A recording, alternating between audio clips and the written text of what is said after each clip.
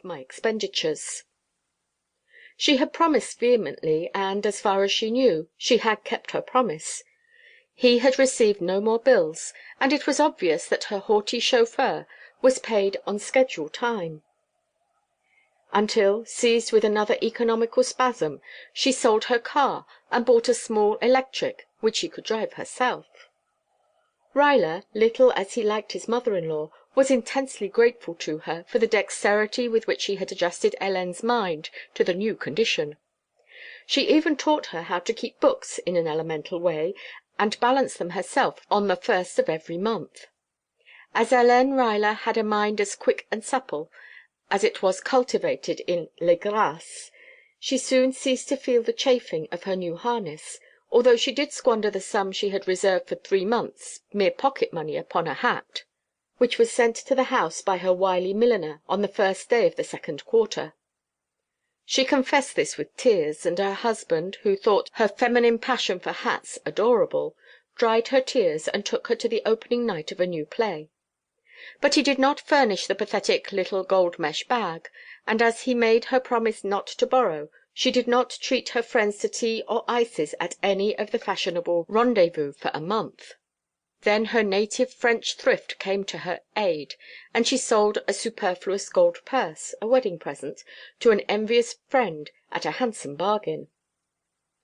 That was ancient history now. It was 20 months since Price had received a bill, and secret inquiries during the past 2 had satisfied him that his wife's name was written in the books of no shop in San Francisco that she would condescend to visit. Therefore, this maddening but intangible barrier had nothing to do with the change of habit that had not caused an hour of tears and sulks. Hélène had a quick temper, but a gay and sweet disposition, normally high spirits, little apparent selfishness, and a naïve adoration of masculine superiority and strength.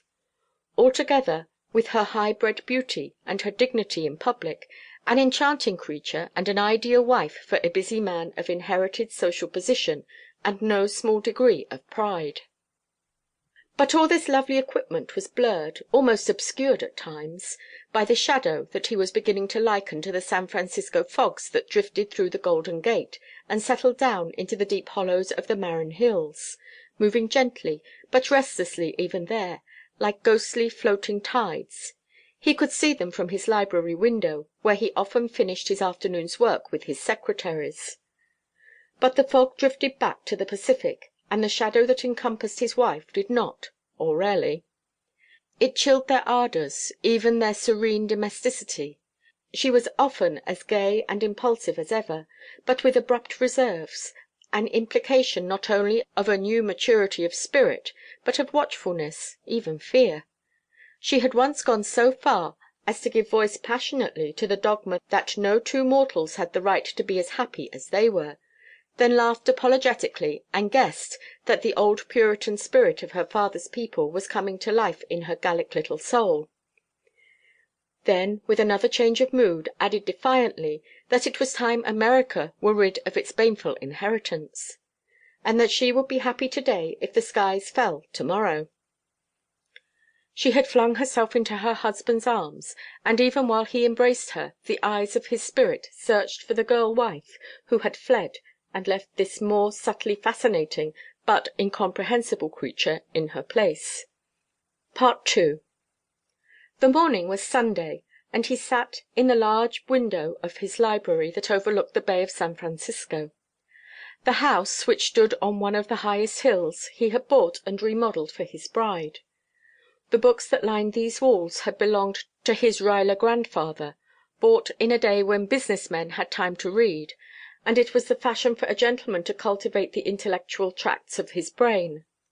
The portraits that hung above, against the dark panelling, were the work of his mother's father, one of the celebrated portrait painters of his time, and were replicas of the eminent and mighty he had painted: Maharajas, kings, emperors, famous diplomats, men of letters, artists of his own small class, statesmen, and several of the famous beauties of their brief day.